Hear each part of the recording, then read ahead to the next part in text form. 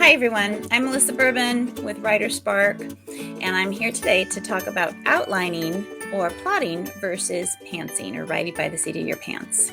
When it comes to plotting, most writers will usually say they are predominantly either outliners or plotters, or they're pantsers. Whichever camp you fall into, I have 5 steps that will help you create a roadmap for your story. So, outliners versus pantsers. The truth is, most writers fall somewhere in between outlining and pantsing. We may lean heavily one way or the other, but we have a tendency to either plan or not. Outliners have some aha moments during the writing process, coming up with things they hadn't planned. Conversely, pantsers usually start with at least some sort of a roadmap.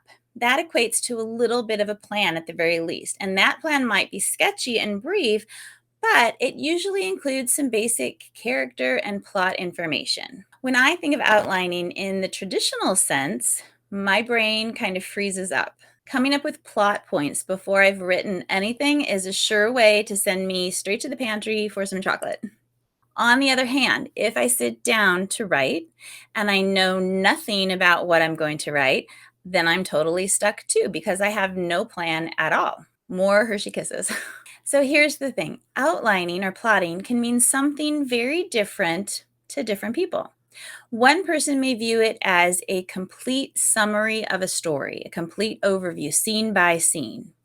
Someone else may see it as a sketchy overview that only hits the main points. What outlining is not is something important to think about too.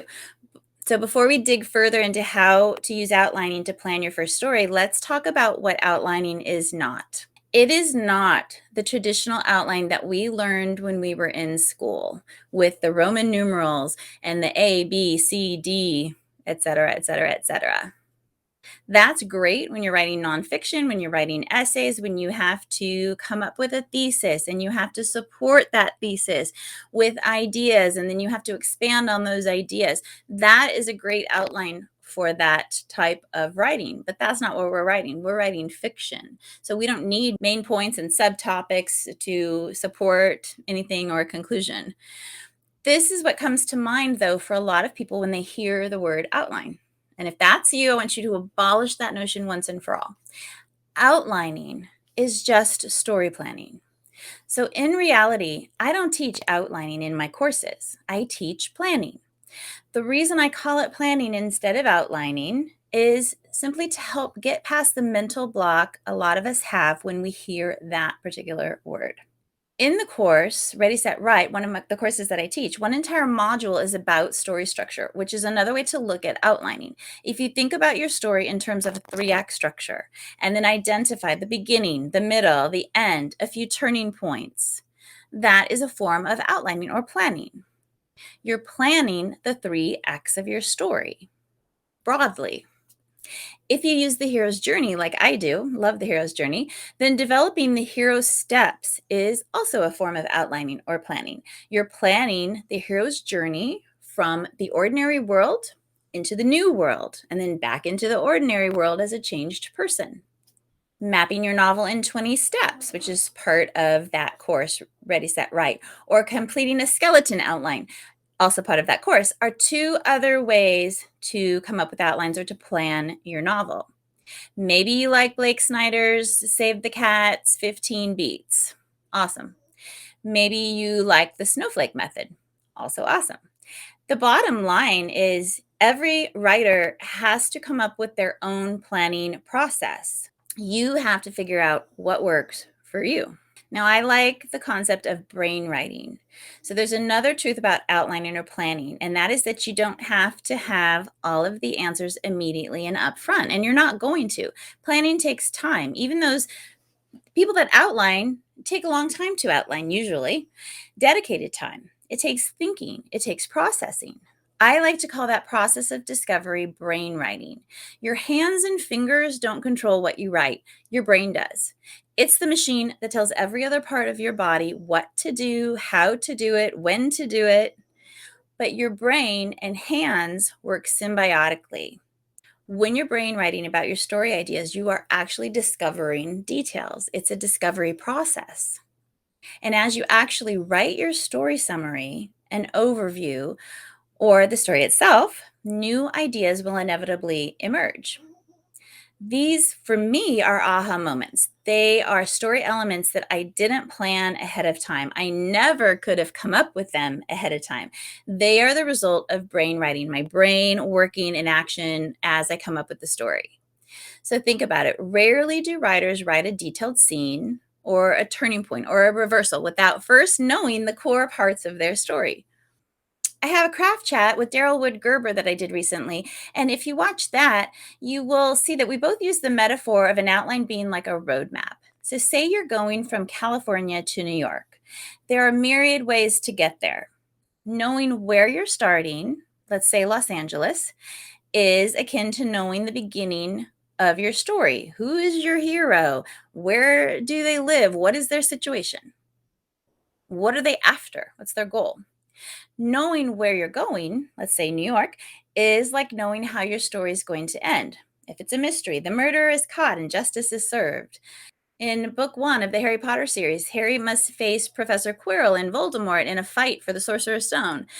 In the Top Gun movies, Maverick joins the team and successfully completes the mission. In Lord of the Rings, the ring is thrown over Mount Doom during a fight between Gollum and Frodo. All of that took planning. And it probably took brainwriting. I can guarantee that the stories, The Hobbit, Lord of the Rings, and all of the Harry Potter books did not spring whole from J.K. Rowling and J.R.R. Tolkien's heads, like Athena from Zeus. All the obstacles Maverick faces along the way in both of the Top Gun movies did not appear complete to the screenwriter. It's a process. So whether you're plotting or you're brainwriting, it's a process. It doesn't come immediately. It takes time. Writers who outline or plan in detail take more time on the front end thinking and creating and plotting. Pantsers come up with those same story elements ultimately, but it happens as they write. It's a different process rather than front loading. It's throughout the writing process. Their brains kick into gear and fill in those blanks. So whether you consider yourself an outliner or a pantser, a roadmap is going to help. And chances are, if you are a pantser, you already come up with a roadmap. Whatever type of story planner you are, there are a few things you can do to help create that foundation of your story. That is your general roadmap, which is something you can begin and then fill in as you write, if you're a pantser, or develop in detail before you start writing, if you're a plotter or an outliner. Either way, you're brain writing your way through your story. Okay, 5 steps to creating a roadmap for your story. Think about your story. Identify its genre. This is so important because you have to know what kind of book you want to write. My advice is to write the type of book that you like to read. Number 2, identify the universal themes in your story. This is important because it helps frame the type of story and the message you are ultimately writing. It helps readers connect to the story and or to the characters. A sci-fi book can have a dominant theme of survival, for example, but so can a romance, and so can a suspense, and so can a western. So the plots and the story elements may be different, but survival is survival. It's a universal theme, and it's something we can all relate to. So decide what your main theme and maybe additional themes are going to be. Number 3, develop the main characters in your story. You have to start with someone, even if you're a pantser. So this is important because these folks carry your story. They must be interesting. At least one should be relatable to the readers, ideally. Having a basic understanding of who your characters are and what their goals are will impact how your plot will unfold. The more you know up front about them, the better. Start by discovering the villain and the hero. So here I would suggest to do some brain writing to begin to flesh them out. They will continue to evolve as you write, becoming more and more real. Because of this continued development, I usually end up going back to the beginning and continue to fill in or flesh out those characters and to embed more of their personality, their goals, their conflicts, personality traits, warts, etc. into them because I know them better now. As you develop your main characters, think about their goals. What do they want? Why do they want it? What happens if they don't get it? If they don't succeed? What happens if they do succeed? Maybe it's not going to come all at once, but know that you need to answer those questions. The protagonist is the hero of your story, and he or she is on a journey. They will have growth. Think about who they are at the beginning of the story and who they will be by the end. What changes will they undergo?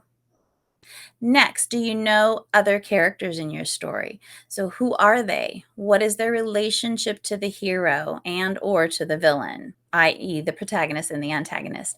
More characters will likely be added to your cast as you write, brain writing, but the goal right now is to simply identify what you currently know, and hopefully you have your protagonist and your antagonist identified. Number 4 is, what is your story's main conflict? What does your protagonist want? What does the antagonist want? This is so important because conflict propels a story forward. The protagonist and the antagonist's goals should be in direct opposition of one another. This means you need to look more deeply at your antagonist now. They drive the conflict of the story, generally speaking. Everything your hero does is in response to the antagonist's efforts. The conflict starts with the villain. They present it to the hero generally. Their presence, their actions prevent the protagonist from getting what they want, from achieving their goal. The antagonist thwarts the hero by throwing literal, metaphorical, implied obstacles in the protagonist's way. So, just as you did for the hero, think about what the villain wants and why. Number 5 is to think about your plot. What do you know at this point? This is brain writing right now, kind of a brain dump of what you know. If it's a mystery that you're writing, do you know what the crime is? Do you know who the victim is? Anything that you know. If it's a women's fiction, do you know where the story takes place and under what circumstances? And what is the internal conflict of the heroine that she's facing? If it's a sci-fi, are there aliens? Is it a new world? Is it on a spaceship or on a planet out there in the universe somewhere? What do you know so far? Hopefully more than I want to write a sci-fi.